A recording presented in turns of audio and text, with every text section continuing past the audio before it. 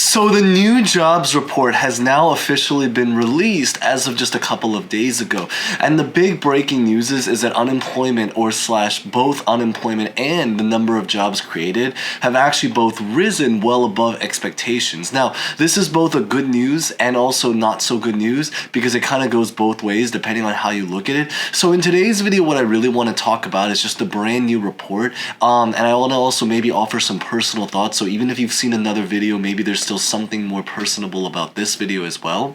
And then I also want to just talk a little bit about what's been going on in the economy, what this means, its significance for us. So if you happen to be unemployed, if you happen to be employed, but you're just looking for a new job, or if you're just simply interested in just hearing what the labor market and everything like that is like, maybe for example, you follow the stock market because everything is tied together, then this is going to be the video for you.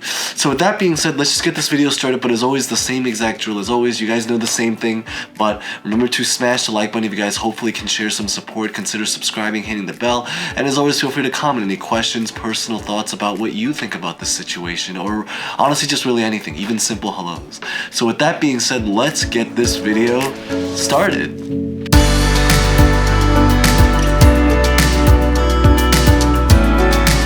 So we're going to start by talking a little bit about the unemployment jobs report, which came out right here.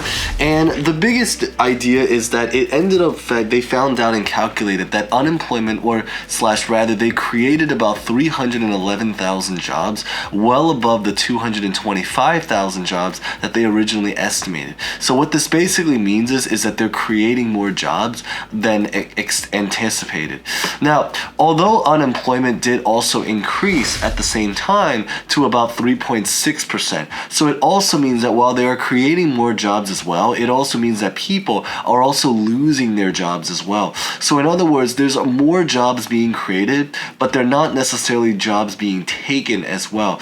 And this is something that we've kind of talked about in the past, is that sometimes there's a little bit of a mismatch between the jobs that exist and what people are physically qualified for. So an example of this is that there were a lot of people that lost their jobs, but specifically in the tech industry. But what they found out is that just because there are 100,000 jobs being created does not mean that you can necessarily fill them up with 100,000 people if the 100,000 people that exist in a pool are not necessarily qualified for that job. So why this is related in an example is that because there are a lot of people that lost their jobs recently that happen to work in the tech sector. But it's very possible that a percentage of the people that actually, or a percentage of the jobs that are being created are not necessarily in the tech sector, but are actually in the hospitality world. And this is actually exactly what's going on right now. So this isn't just like, technically it's not even just an example, it's actually something that's physically happening right now.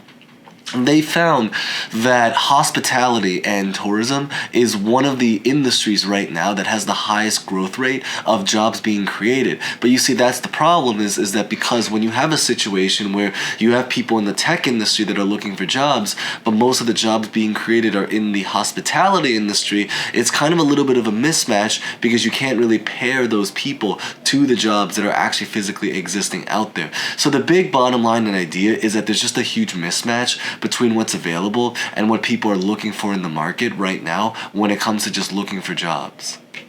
Now, the inflation report did also recently come out, both the PCI and the CPI.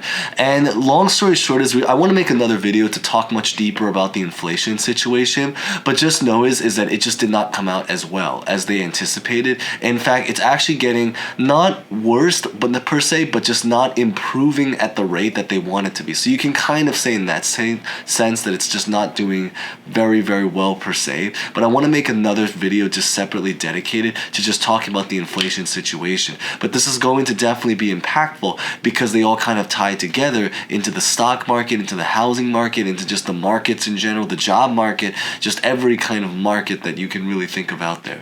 Now, what is the significance about everything mentioned is that basically the idea that you really have to, and I guess this is the more personable side to it, is that it's just a really, really tricky situation that they're in right now. Because on one side, you know, I think one of the biggest things is that the goal right now is that they, as wild as it is to say, is that they want to actually try to increase the unemployment rate. The specific reasoning why is that because by increasing the unemployment rate, it's going to basically reduce economic activity, which means that it's going to help inflation. So it's a very, very tricky situation. So feel free to share your opinion, because it's not a very black-white kind of story. It's a very gray scale right now. The idea is that on one end, it does mean that if they decide to increase unemployment, it's going to help control the inflation.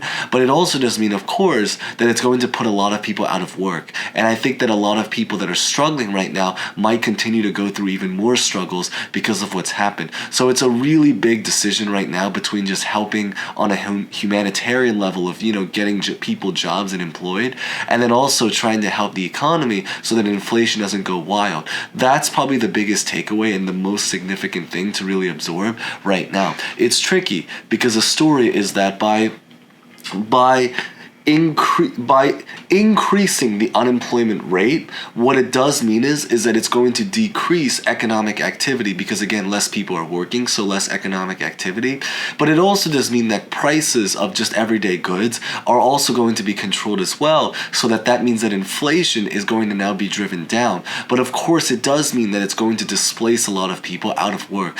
That's why it's a huge fear and situation right now to really be in, or just really understand the situation and story to what's really happening inside of our country and our economy.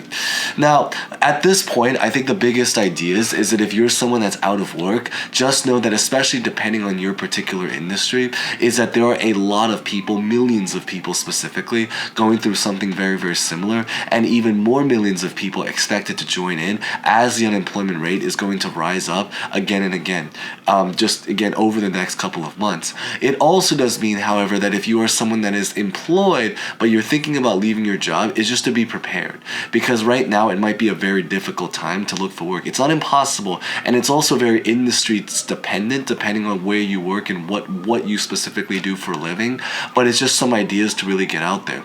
Now, there was one video that I made that literally I believe is called career cushioning, so that might be something to look into. All that really is that, and I talk all about it in a video, so we won't talk as much about it here. I'll put a video at the end screen on the bottom. But it's basically called Unemployment Movement Career Cushioning.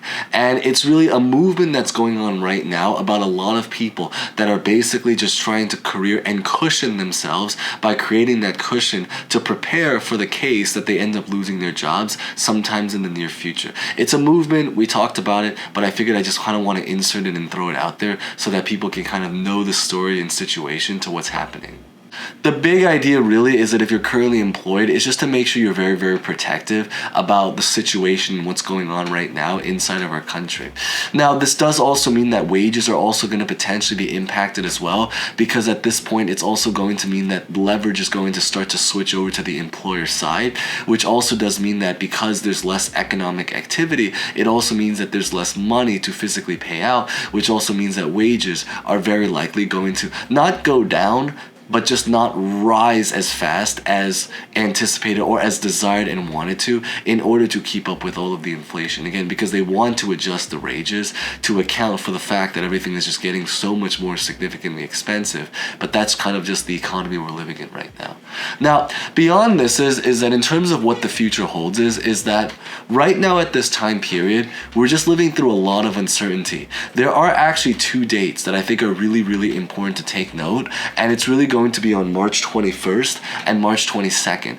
On those two dates, they're going to be having the next Fed announcement and meeting, where they're going to be announcing a lot of information, such as like what the amount of the rate interest hike is going to be. Are they going to raise it by 0.25% or 0.5%? Feel free to share your particular opinions. I personally think that we are far from our goal, so I think that we should probably raise it by 0.5%, but this is a very, very subjective kind of situation. I'm just kind of giving off my own personal opinion of what I think should particularly happen, but of course, feel free to share your particular opinion as well, because again, it's very, very difficult to gauge and wager what's happening right now. Just be prepared that if you are someone that either invests in stocks or you invest in the housing market or you just invest in the markets in general, we are potentially going to be in for a very, very rocky up and down ride. Many people don't have very particular good foresight, but again, even that's kind of relatively subjective. But the big idea is that you're going to have a lot of volatility and a lot of swings right now inside of the markets. But really, that's the biggest takeaway to really get out of today's video. So with that being said, if you guys made it to the end, thank you guys so much for watching to the end. If you guys did, maybe leave a comment, consider subscribing, hitting the bell if you guys haven't done so.